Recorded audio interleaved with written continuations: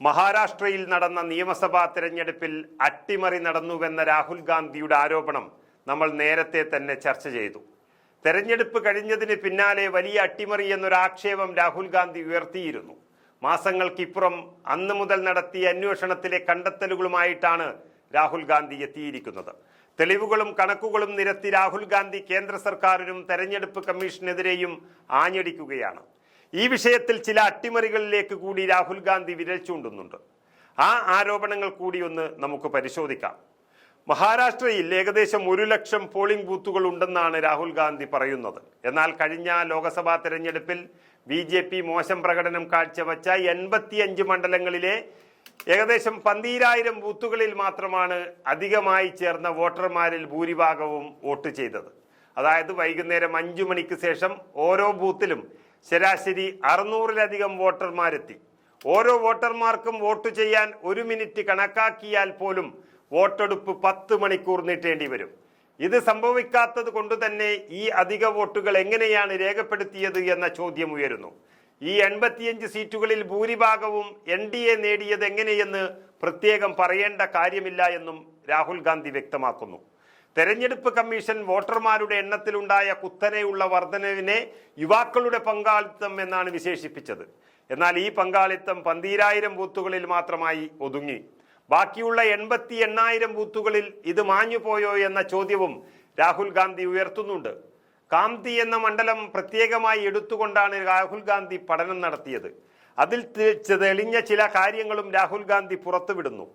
2024 ലോക്സഭാ തെരഞ്ഞെടുപ്പിൽ Indian national കോൺഗ്രസിന് കാംതിയിൽ 1.36 ലക്ഷം vote ലഭിച്ചപ്പോൾ BJPക്ക് 1.19 ലക്ഷം വോട്ടുകളാണ് ലഭിച്ചത്.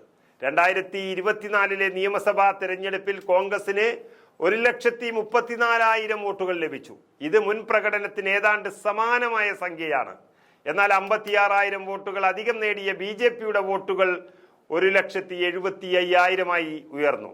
2 തെരഞ്ഞെടുപ്പുകൾക്കിടയിൽ കാംതിയിൽ പുതുതായി ചേർന്ന 35,000 വോട്ടർമാരുടെ കൂട്ടത്തിൽ നിന്നാണ് ഈ കുതിച്ചുചാട്ടം വന്നത്. ഇത് പരിശോധിച്ചാൽ ലോക്സഭാ തെരഞ്ഞെടുപ്പിൽ വോട്ട് ചെയ്യാത്ത മിക്കവാറും എല്ലാ വോട്ടർമാരും അതിനു പുറമെ പുതുതായി ചേർന്ന 35,000 വോട്ടർമാർക്കും BJPയിലേക്ക് കൃത്യമായി ആകർഷിക്കപ്പെട്ടു എന്നുള്ളതാണ്. പുതിയ വോട്ടർമാരിൽ ഒരാൾ പോലും മറിച്ച് വോട്ടിംഗ് മെഷീനിൽ വിരലമർത്തിയില്ല.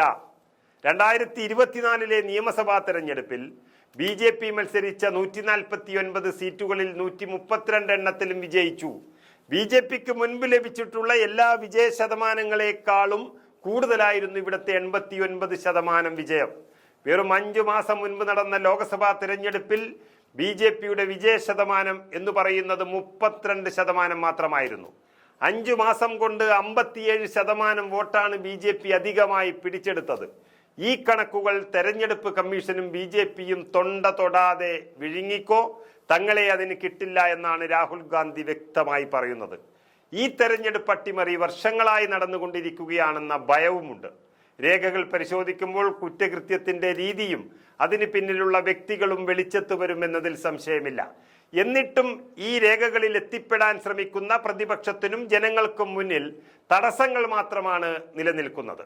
ഇത് കായിക രംഗത്തെ ഒത്തുകളി പോലെ തന്നെയാണ്. ഒത്തുകളി നടക്കുന്ന പക്ഷം ഒരു കളി ചിലപ്പോൾ ജയിച്ചേക്കാം. എന്നാൽ എല്ലാ കാലവും ഈ അട്ടിമറിക്ക് രാജ്യത്ത് സ്കോപ്പില്ല എന്ന് BJP തിരിച്ചറിയണമെന്ന മുന്നറിയിപ്പും രാഹുൽ ഗാന്ധി നൽകുന്നുണ്ട്.